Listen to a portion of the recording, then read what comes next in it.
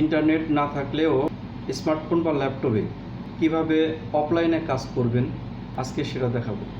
বাংলাদেশের অনেক এলাকায় এখনও ইন্টারনেট সংযোগ নাই বা পায়নি, আবার কাজের মাঝে ইন্টারনেট চলে যায়। এই ভিডিওতে আপনি জানতে পারবেন কিভাবে ইন্টারনেট ছাড়াও কাজ করতে পারবেন। আসুন জেনে নিই। 1 নাম্বার, গুগল ডক্স। আপনি কি জানেন গুগল ডক্স ইন্টারনেট ছাড়াও ব্যবহার করা যায়? গুগল ব্রাউজারে Google Docs offline extension install করুন, তাহলে আপনি ইন্টারনেট ছাড়াই লেখালেখি করতে পারবেন। নেট আসলে তা অটো সিঙ্ক হবে। নাম্বার 2, ইউটিউব ভিডিও অফলাইনে দেখা যায়। ইউটিউব ডাউনলোড অপশন ব্যবহার করে আগেই দরকারি ফাইলগুলো সংরক্ষণ করে রাখুন।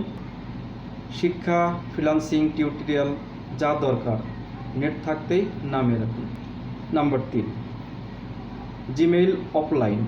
জিমেইল অফলাইনে কাজ করতে পারবেন, যেমন সেটিংসে গিয়ে অফলাইন ট্যাবে গিয়ে অপশন অন করে দিন। আপনি ইমেল পড়তে খসড়া তৈরি করতে পারবেন, এর সাথে সাথে ইন্টারনেট আসলে তা অটো সেভ হয়ে যাবে। নাম্বার 4, গুগল ড্রাইভ বা ড্রপবক্স থেকে দরকারি ফাইলগুলো অফলাইন অ্যাক্সেসে রাখুন, যে কোনো সময় ওপেন করা যাবে। পাওয়ার পয়েন্ট, পিডিএফ, ডক সবই। নাম্বার 5, ইউএসবি বা ব্লুটুথ। ওয়াইফাই না থাকলে আপনার মোবাইল থেকে ইউএসবি বা ব্লুটুথ টেথারিংয়ের মাধ্যমেও ল্যাপটপে নেট দিতে পারবেন, অনেকেই এটা জানেন না। আর একটা টিপস, কম খরচে টিপলিং বা হাওয়াই এর ভালো মডেম কিনতে পারেন, সাথে একটা সস্তা পাওয়ার ব্যাঙ্কও কিনতে পারেন। বিদ্যুৎ গেলেও ডিভাইস চালু রাখতে পারবেন।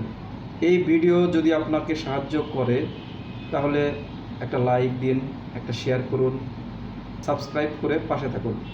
দেখা হবে পরের ভিডিওতে। আল্লাহ হাফেজ।